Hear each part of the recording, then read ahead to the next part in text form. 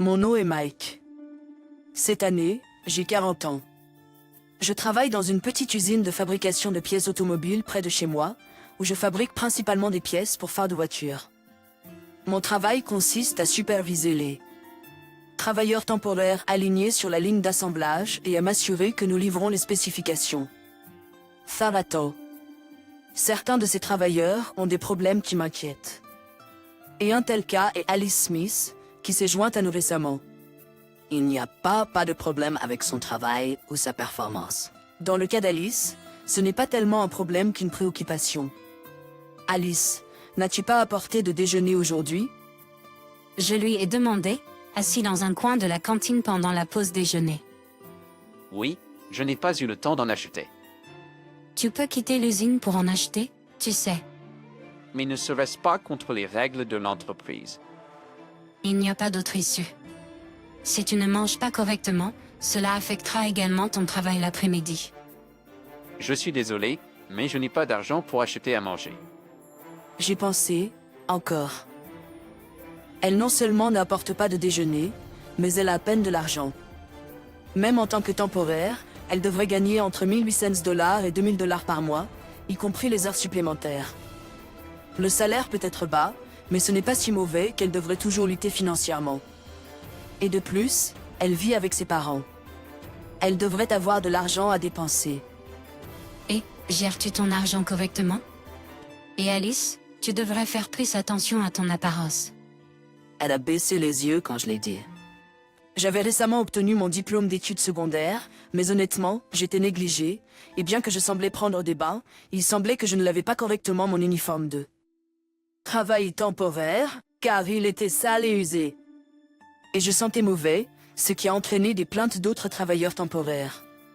Je n'ai pas le droit d'utiliser la machine à laver. Ce ne peut pas être vrai. Tout le monde est contrarié, alors s'il vous plaît, venez habiller convenablement à partir de demain. Oui, Mais à ce moment-là, je n'en étais pas conscient. Elle était dans une situation bien pire que je ne l'aurais jamais imaginée. Ces jeunes d'aujourd'hui manquent vraiment de discipline. Cette nuit-là, après avoir terminé le travail et être rentré à la maison, je me suis plaint à ma femme, Sophie, pendant le dîner. À propos d'Alice, encore une fois, Oui, elle ne prépare pas vraiment de déjeuner. Elle est négligente avec l'argent. Et en plus, ne pas laver ses vêtements, c'est juste le pire, non? oh, si sujei au niveau. L'expression de Sophie s'est assombrie. Récemment, je me plains d'Alice à ma femme assez souvent. Peut-être que Alice est maltraitée par ses parents. Qu'est-ce que tu veux dire? J'ai entendu des rumeurs dans le quartier, et ça m'a fait réfléchir. Sophie m'a ensuite dit qu'elle avait entendu une rumeur récente dans le quartier. Apparemment, dans une famille qui avait emménagé dans un complexe d'habitation publique, une fille était négligée par... La famille s'appelle Smith. Could it be? Eh bien, il semble que la fille est la belle-fille du père, et la famille la traite froidement. Pouvez-vous garder un œil sur elle pendant un moment? Comptez. J'ai été choquée par les paroles de ma femme. Mais en y réfléchissant, cela expliquait pourquoi Alice n'avait pas apporté de déjeuner ou n'avait pas d'argent. Si ses parents prenaient tout l'argent qu'eux. Elle gagnait, cela aurait du sens. Cependant, j'allais assister à quelque chose de plus choquant. Cela s'est produit le week-end. Alors que je faisais les courses avec ma femme, Sophie, j'ai rencontré par hasard Alice. Allez, dépêche-toi et marche. arrête ça, Kevin. Alice était frappée par un petit garçon. C'était plus comme des coups de poing autour de sa taille, mais elle ne l'aimait clairement pas. De plus, il y avait un homme et une femme qui avaient l'air de ses parents, riant. Fort en la regardant. Regarde, c'est Alice, la fille dont tu parlais. Ouais, pas de doute. Excusez-moi, je vais y aller pendant 1 minute. J'ai approché Alice. Et, qu'est-ce que tu fais, vieux? J'ai attrapé le bras de l'enfant frappant Alice et l'ai regardé. Mike, mate. Alice a regardé vers moi, tremblant, avec un regard effrayé. Salut là, Alice. Quelle coïncidence de te rencontrer ici. Faire les courses avec ta famille, hein? Oui, c'est vrai. Ses yeux, remplis de peur, se sont tournés vers ses parents, qui me regardaient avec suspicion. Vous êtes les parents d'Alice. J'ai toujours été reconnaissant envers elle pour son aide. Je suis Pierre, le directeur de l'usine. Ah, vraiment? Pouvez-vous augmenter un peu le salaire d'Alice? Elle travaille même des heures supplémentaires, mais ne gagne pas beaucoup d'argent. Quelque chose peut-il être fait à ce sujet? Oui, bien sûr. Nous vous laissons utiliser notre fille. Payez-la plus. Sa mère a même crié sur moi. Lâche prise, vieux crabouillard. Le garçon, qu'elle appelait François, a tenté de se débarrasser de ma main. Je lui ai lâché la main. D'accord. Ne te mêle pas de moi. Il a dit et est retourné auprès de ses parents. Papa, Attends, vieux crabouillard. va battre ce vieux crabouillard. Le père a ri bruyamment et grossièrement au mot de son fils. Qu'est-ce qui ne va pas avec ces gens? Sophie a murmuré à mes côtés. Elle a tiré gentiment sur mes vêtements. C'était un signal pour nous éloigner de ces gens. Eh bien, nous allons y aller alors. À plus tard, Alice. Oui, à plus tard, Jer. Eh, pense à sa augmentation de salaire, Willy Nilly. Attends, vieux crabouillard. Ignorant le garçon qui criait, nous nous sommes éloignés de la famille Smith. Pierre, merci pour hier. À ce moment-là, elle n'était pas privée de sa rémunération. Elle devait tout gérer elle-même. Mais elle vivait relativement librement. Cependant, tout a changé après le remariage de son père. Sa belle-mère ne l'aimait pas et l'a traité froidement, apprenant à François, son demi-frère, à traiter Alice comme une servante.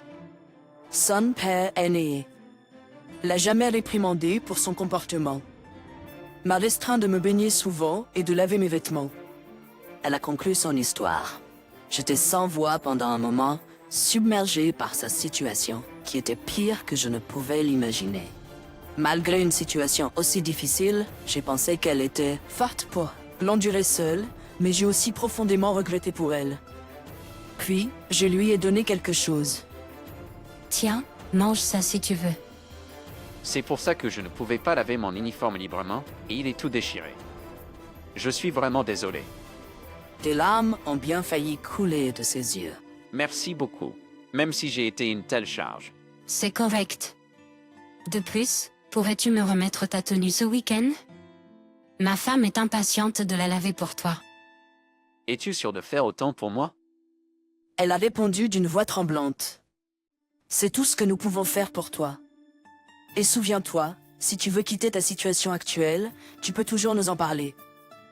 Merci, mais que dirait ma famille si j'acceptais de l'aide? Des larmes coulaient sur son visage alors qu'elle essayait de les retenir. C'est correct. Je connais quelqu'un qui est un expert en ces matières. Nous pouvons vraiment t'aider. Je l'ai étreinte doucement par les épaules pour la rassurer. Je ne veux plus vivre dans cette maison. Je veux avoir une vie normale comme tout le monde. S'il vous plaît, aidez-moi. Sa douleur, née dans le silence depuis si longtemps, résonnait douloureusement en moi. Cette nuit-là, l'avant de ma maison est devenu un peu un champ de bataille. Hey, où as-tu emmené Alice? Sors cela. Pour une raison quelconque, le père d'Alice est venu chez moi réclamant son retour. Il a continué à frapper à la porte, à nous crier dessus depuis l'intérieur. Et ça va? Nous allons bien. De plus, si nous nous engageons avec lui, notre maison deviendra un désordre. Je l'ai rassuré en lui tenant l'épaule. Alice n'était même pas ici pour commencer. C'est une nuisance qu'il se soit présenté de cette façon. Pour l'instant, j'ai appelé la police, comme tu l'as dit. J'ai souri à Sophie et pris le téléphone dans sa main.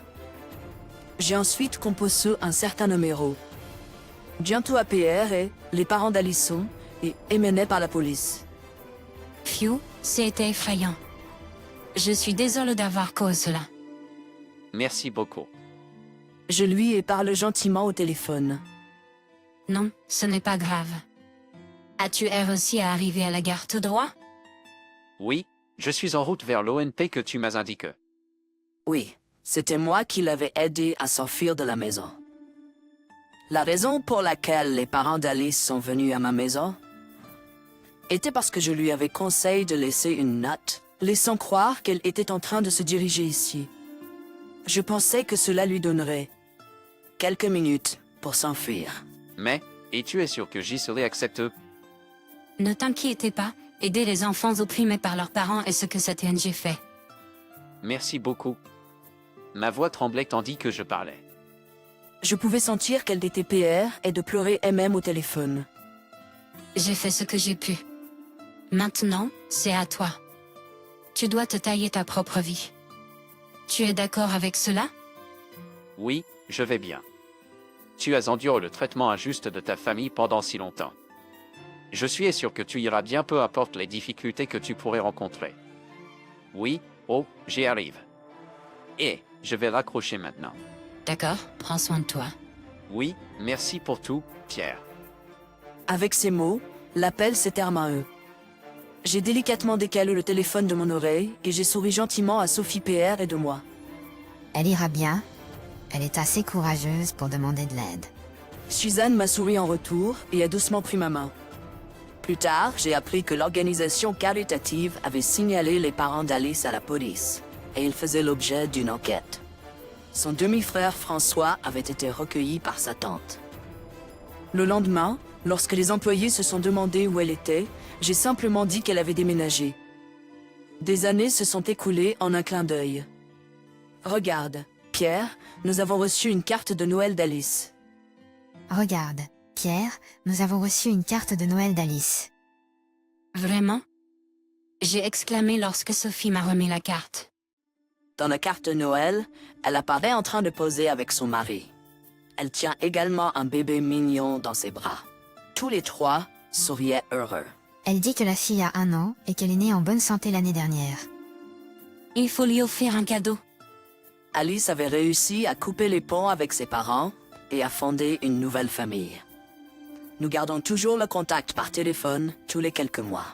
Elle est maintenant mère. Elle va être une grande maman.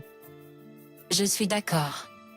Nous avons souri l'un à l'autre en regardant la carte de Noël. Bien que Alice ait traversé des moments difficiles, elle vit maintenant heureuse avec sa nouvelle famille. Je suis Heureux d'avoir écouté son appel à l'aide. à l'époque. Et je lui en suis profondément reconnaissant à Sophie pour son soutien. En la regardant sourire, je me suis dit intérieurement que je souhaitais sincèrement du fond du cœur qu'elle continue à vivre une vie heureuse.